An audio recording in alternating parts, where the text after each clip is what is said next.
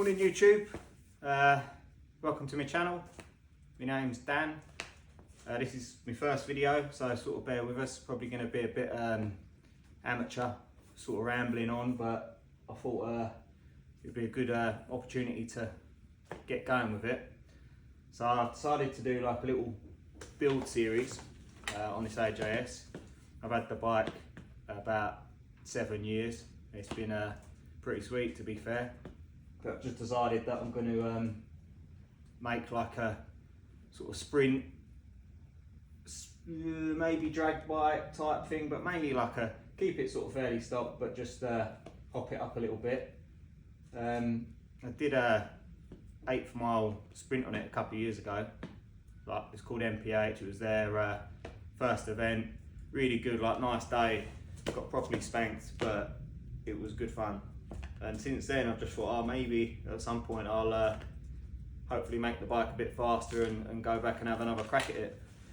Well, it's only a 350, so I don't expect it to be massively competitive, but just a little bit better than it was. But yeah, so I thought I'd do a video. Hopefully a few people watching might be able to give me a little bit of advice. I've got like a loose plan in my head of what I'm going to do, but my knowledge on these is fairly sort of limited. I've been trying to read up as much as possible. But yeah, so what we'll do, I'll show you around the bike, sort of talk you through what my plans are, and hopefully people can correct me if I'm wrong in any way. But yeah, so I'll give you a little tour around the bike. So it's well, I'm led to believe it's a 49 model 16, which is a 350, but in the past a few people have told me it's got a 46 headlight mount and other various bits and pieces are wrong, but I think that's probably just the age of the bike and people have changed stuff along the way.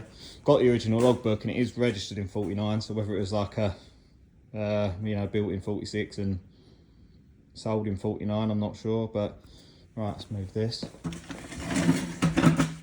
Yeah, so since having the bike, I mean, I got it in 2018, so I've had it a little while. I did like a few cosmetic bits to it when I bought the bike. It had a few layers of tatty paint on the frame, so I stripped the frame, painted it black. Had the wheels redone, powder coated, and the hubs powder coated and stainless spokes. I put Firestone ANSs on them. They're 19x4s. They sort of toughen the bike up a little bit, make it look a bit more substantial, because when it was when I bought it, it had, I think it was like 2.5s front and back, piddly tyres. Yeah, so did that. General servicing bits and bobs. Went round the bike, changed the seat, which is just I think it's a Bantam seat, so it's like stock style but smaller. Might go back to the original with a pad possibly. We'll see how it looks around this side. Yeah, so it's a 350 model 16.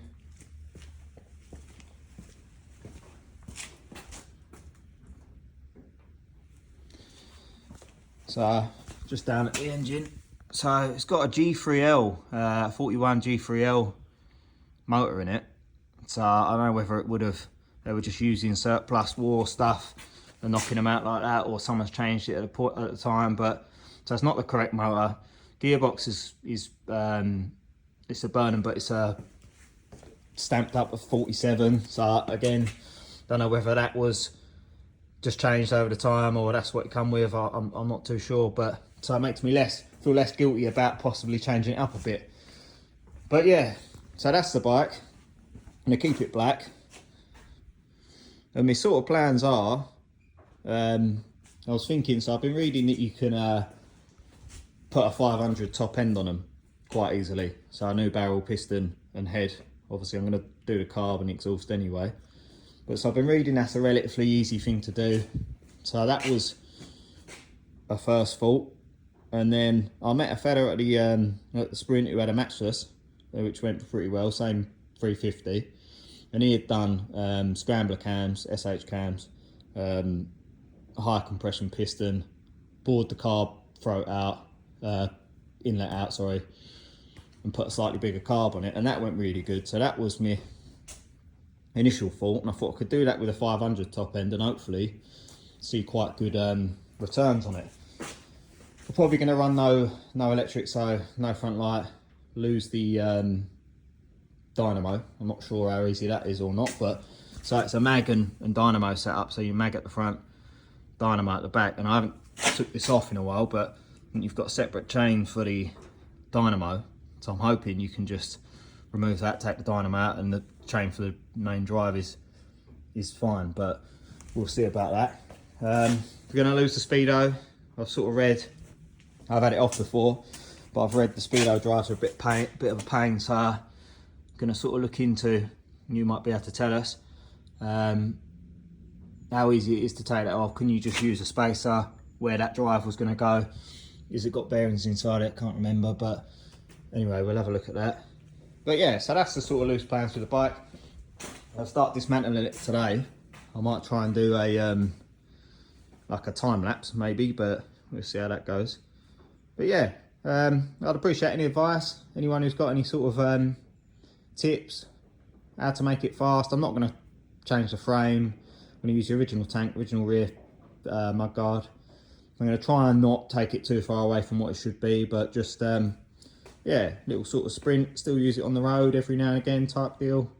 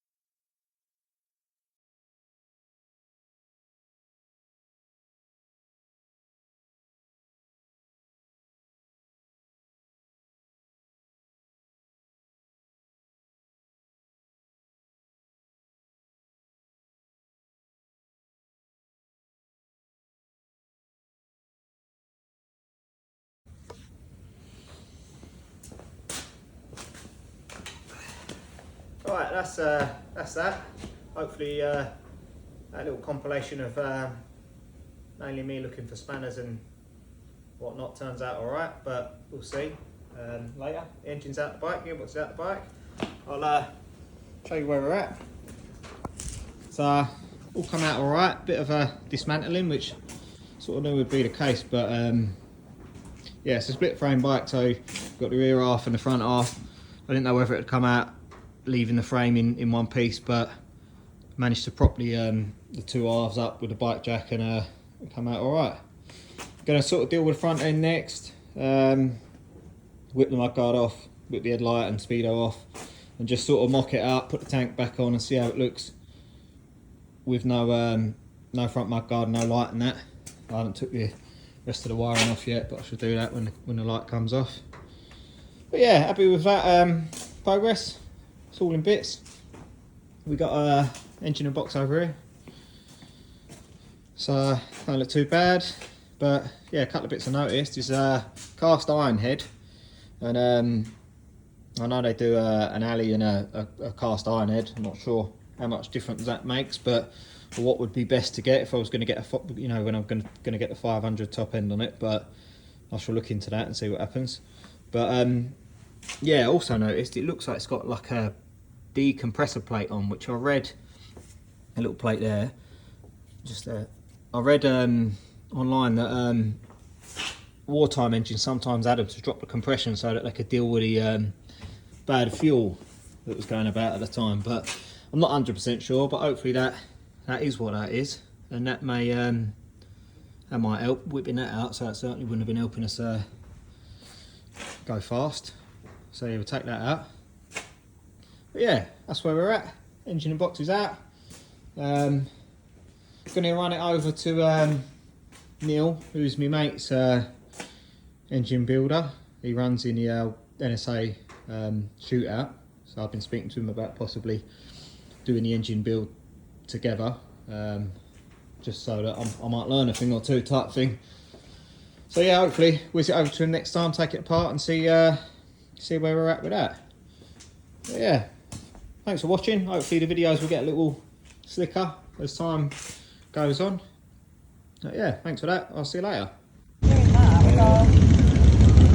know it's hard.